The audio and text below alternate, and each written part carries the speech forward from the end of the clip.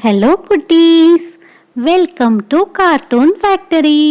இன்னைக்கு ஸ்டோரி என்னன்னு பார்க்கலாமா? வாங்க பார்க்கலாம். முதியவர் ஒருத்தர் தன்னுடைய பிள்ளைகளை ரொம்ப கஷ்டப்பட்டு எந்தவித குறையும் இல்லாமல் வளர்த்தாரு. ஆனால் அந்த பிள்ளைங்க வளர்ந்து பெரியவங்களானதும் அவரை பார்த்துக்க முடியாது அப்படின்னு சொல்லி வீட்டை விட்டு வெளியில் அனுப்பிட்டாங்க. அவரும் வீட்டை விட்டு வெளியில் வந்து கால் போன போக்கிலெல்லாம் போயிட்டு இருந்தாரு. கிடைச்சதை சாப்பிட்டுட்டு ஏதாவது ஒரு இடத்துல படுத்து தூங்கிட்டு இருந்தாரு. அப்படி ஒரு நாள் நடந்து போயிட்டு இருக்கும்போது வழியில விலை மதிப்பில்லாத வைரம் ஒன்று கீழே கிடக்கிறத பார்த்தாரு. அதை எடுத்து தன்கிட்ட பத்திரமா வச்சுக்கிட்டாரு. ஒரு நாள் அந்த வைரத்தை தன்னோட மடியில வச்சுக்கிட்டு ஒரு மரத்தடியில உட்கார்ந்துட்டு இருந்தாரு. அப்போ அந்த வழியா நடந்து போயிட்டு இருந்த நகை வியாபாரி ஒருத்தர் அந்த பெரியவர்கிட்ட இருந்த வைரத்தை பார்த்தாரு. அந்த பெரியவரை பார்த்து, உங்களை பார்த்தா உங்களுக்கு யாரும் இல்லாத மாதிரி தெரியுது. இந்த பொருளை எனக்கு கொடுத்தீங்கன்னா உங்களுக்கு நான் 100 ரூபாய் தரேன் அப்படின்னு சொன்னாரு. ஆனால் அந்த பெரியவர், எனக்கு நீ 500 ரூபாய் கொடுத்தா நான் உனக்கு இந்த பொருளை தந்துடுறேன் அப்படின்னு சொன்னாரு. ஆனால் அந்த பேராசை பிடிச்ச வியாபாரியோ இந்த முதியவரை பார்த்தா சாப்பாட்டுக்கே வழி இல்லாதவர் மாதிரி இருக்காரு. அதனால வேற வழி இல்லாம கண்டிப்பா 100 ரூபாய்க்கு இந்த வைரத்தை தனக்கு தந்துடுவாரு அப்படின்னு நினைச்சாரு அந்த வியாபாரி. முதியவரோ பிடிவாதமா 500 ரூபாய் கொடுத்தாதான் இந்த வைரத்தை தருவேன் அப்படின்னு சொல்லிட்டாரு.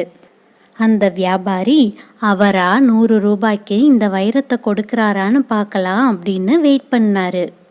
அப்போ அந்த பக்கமா இன்னொரு மனிதர் நடந்து வந்தாரு. அவரும் அந்த முதியவர் மடியில இருந்த வைரத்தை பார்த்தாரு.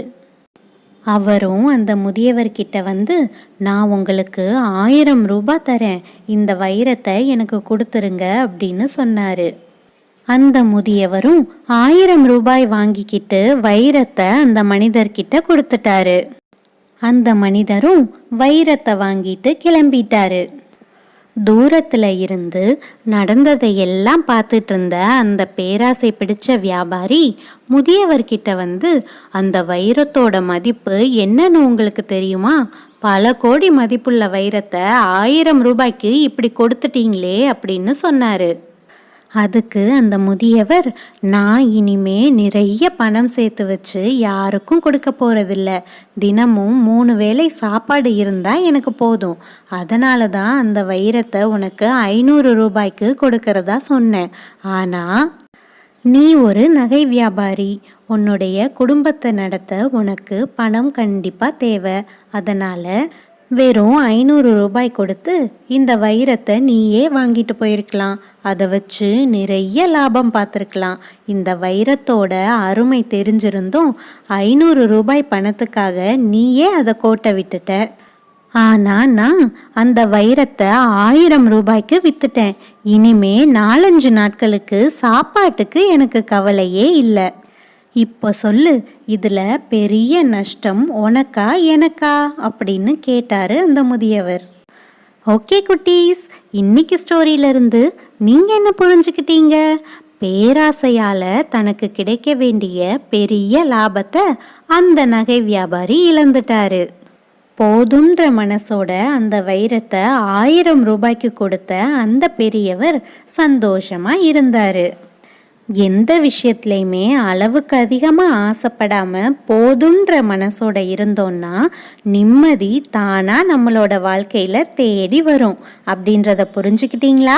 சரி குட்டீஸ், இன்னைக்கு ஸ்டோரி உங்களுக்கு பிடிச்சிருந்தா லைக் பண்ணுங்க, கமெண்ட் பண்ணுங்க, உங்க ஃப்ரெண்ட்ஸுக்கு ஷேர் பண்ணுங்க. மறக்காம கார்ட்டூன் ஃபேக்டரி சேனலை சப்ஸ்கிரைப் பண்ணுங்க. மறக்காம நோட்டிஃபிகேஷன் பெல் சிம்பலையும் கிளிக் பண்ணுங்க. Home sweet home. Thanks for watching.